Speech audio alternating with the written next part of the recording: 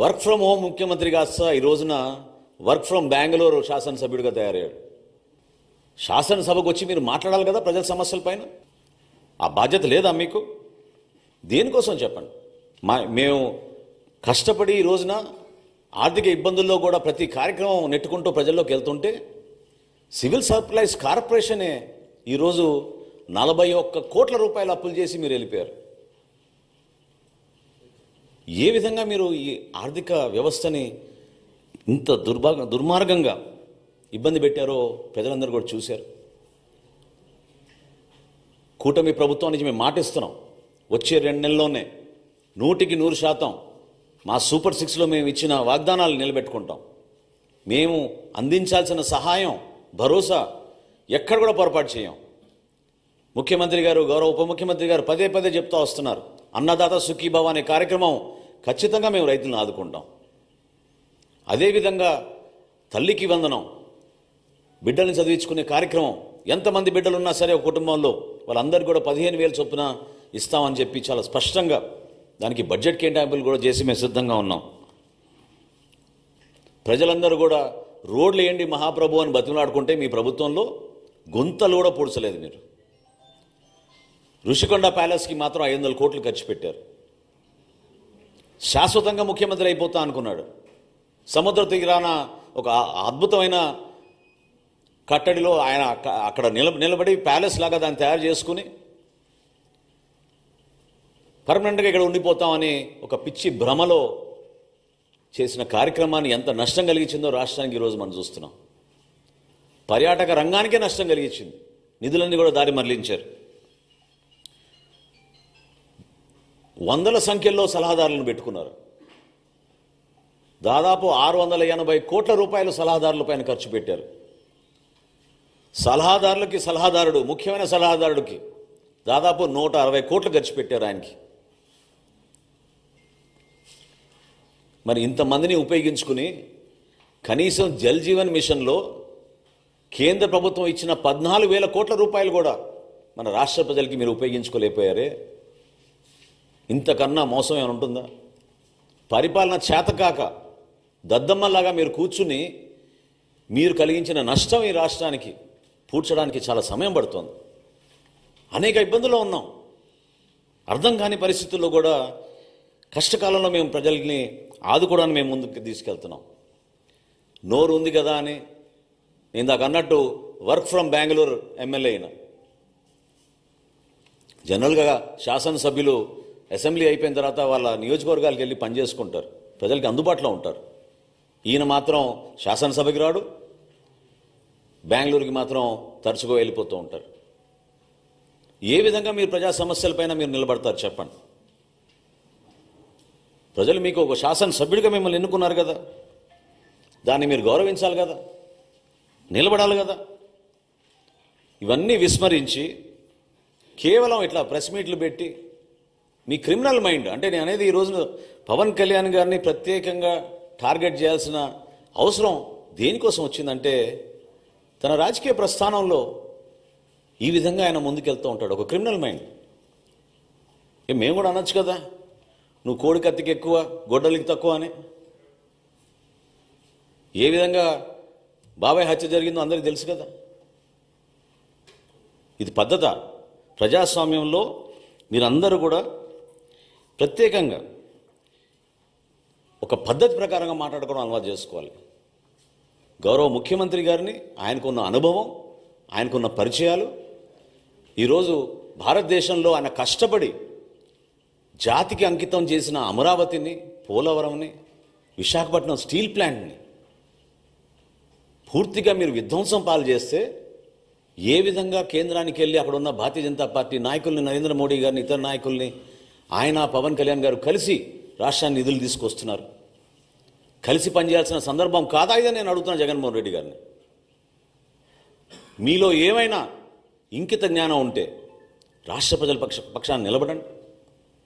అభివృద్ధి కార్యక్రమాల్లో మీరు పాలు పంచుకోండి. సంక్షేమ కార్యక్రమాలు ఎక్కడైనా పొరపాటు జరుగుతుంటే ప్రభుత్వం దృష్టికి తీసుకురండి. ఎన్నికలు ఇంకా చాలా దూరంగా ఉన్నాయి మనకి. ప్రజలు మన ఎన్నుకుంది 5 సంవత్సరాల పరిపాలన అందించమని. అంతేగాని నోరు బారేసుకుని ప్రతిసారి మాట్లాడితే మాత్రం జనసేన పార్టీ మిమ్మల్ని ఈ విధంగా మీరు చేస్తున్న ఈ కార్యక్రమాల్ని ఖచ్చితంగా ఖండిస్తాం. ఇది చాలా తప్పు.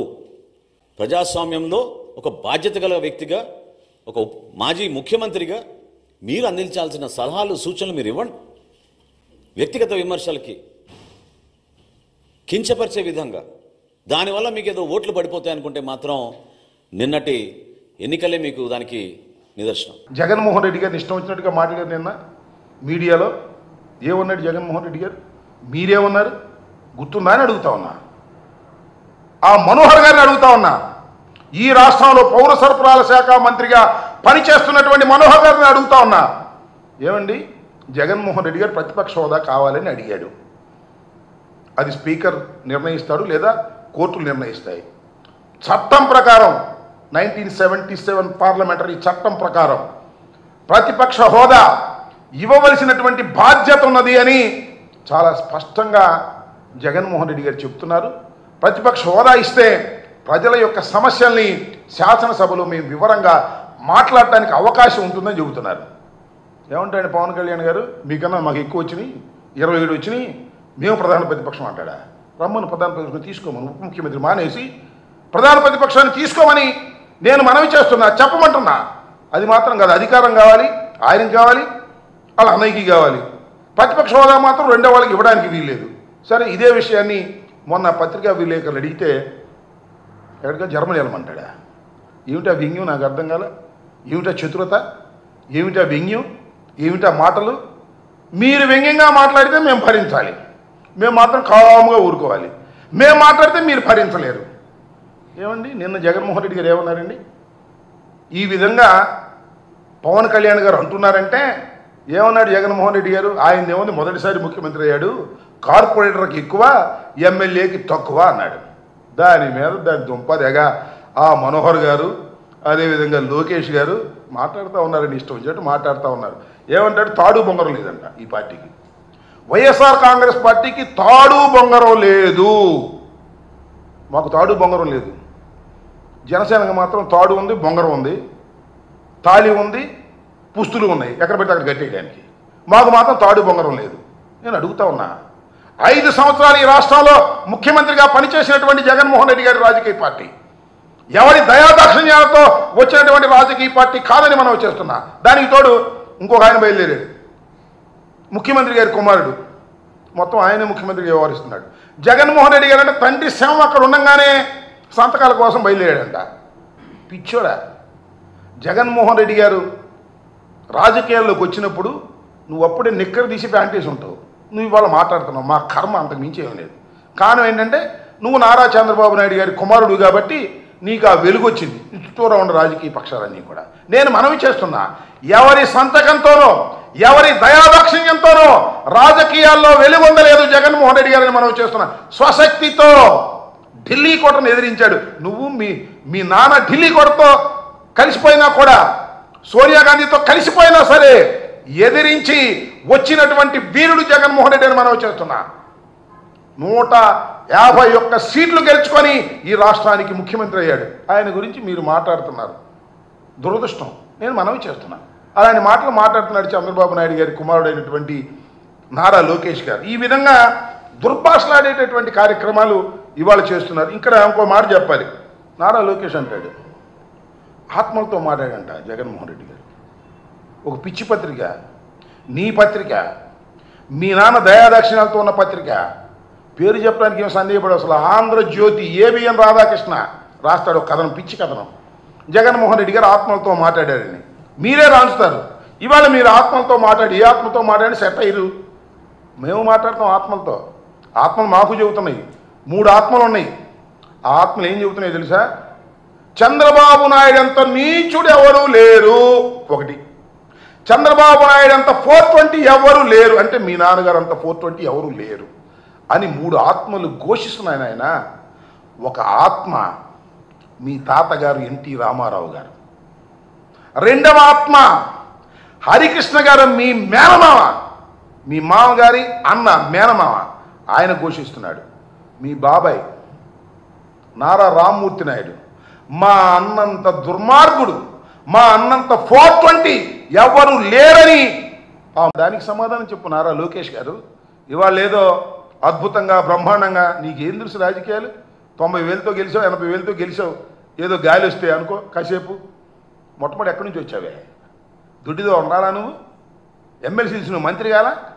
మళ్ళీ తుక్కుగా ఓడిపోయావు కదా మంగళగిరిలో కంటెస్ట్ చేస్తే. మళ్ళా చెప్తున్నా, ఛాలెంజ్ చేస్తున్నా, మళ్ళా రాబోయే ఎన్నికల్లో తుక్కుగా ఇవాళ మళ్ళా ఎంత మెజారిటీ వచ్చిందో అంత మైనస్తో నువ్వు ఓడిపోకపోతే అప్పుడు అన్నాడు. నువ్వు చేసేటటువంటి ఈ దారుణమైనటువంటి కార్యక్రమాలకి, ఈ అన్యాయమైనటువంటి కార్యక్రమాలకి నువ్వు ఇవాళ పాల్పడుతున్నావు కాబట్టి నీకు ఆ గతి పట్టబోతుందని కూడా ఈ సందర్భంగా నేను చెప్పదలుచుకున్నాను. ఇంకా మంత్రి గారు ఇంకా నిన్న మాట్లాడాడు కదా, మాకు తాడు బంగారం లేదని. వాళ్ళంట చాలా దానాలు చేశారంట.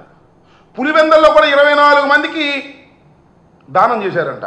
ఏంటది? కౌలు రైతులకి. ఆ కాన్స్టిట్యున్సీలో కూడా వచ్చి దానం చేశాం, నువ్వు ఎవరికైనా దానం చేసావా అంటున్నాడు.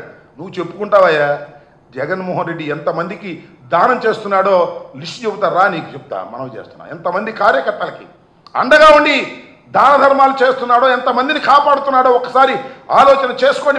మీకు అన్నీ తెలుసు కానీ కాముగా ఊరుకుంటారు. అసలు నీ సంగతి ఏంటి చెప్పు నాకు. నువ్వు బియ్యం మంత్రివి కదా, పౌర సరఫరాల శాఖ మంత్రి. ఆ బియ్యం ఏంటండి? ఆ బియ్యం ఎన్ని పోతున్నాయండి? ఓ కాన్స్టిట్యూన్సీలు ఎంత కాజేస్తున్నారండి? ఈ పీడిఎస్ రైస్ దొంగవి నువ్వు కాదని అడుగుతా ఉన్నా. ఎన్ని లక్షల కోట్ల రూపాయలు లంచాలు తీసుకుంటున్నావు? సీజ్ చేయటం, లంచం తీసుకోవడం, సీజ్ చేయటం, లంచం తీసుకోవడం. నీ బతుకంతా బియ్యపు దగ్గర లంచాలు తీసుకునే కార్యక్రమంలో నిమగ్నం అయిపోయి నువ్వు జగన్మోహన్ రెడ్డి గారిని దూషించే స్థాయికి నువ్వు వస్తున్నావు. నువ్వు దూషించవచ్చు, మేము దూషిస్తే మాత్రం ఏమనుకోమాకండి. జనసేన నాయకులకి, జనసేన కార్యకర్తలకి, పవన్ కళ్యాణ్ గారికి, మళ్ళీ కొత్తగా వచ్చిన ఎమ్మెల్సీ గారికి చెప్తున్నా, మీరు దూషిస్తేనో మీరు విమర్శిస్తేనో మేము ఓర్పుగా ఉండాలి. మేము ఏదన్నా మాట్లాడితే మాత్రం ఏటి ఊరుకొని చెప్పులు తీస్తాం, పంచలు లాగుతాం, సన్నాసులు, ఎదవలు, సుంటలు అని మాట్లాడమాకండి. మీరు కాస్త ఓర్పుగా వినండి. మీరు రాబోయే కాలంలో ఏ రకమైన దుస్థితికి మీరు చేరబోతున్నారో నేను చాలా స్పష్టంగా చెప్పదలుచుకున్నా.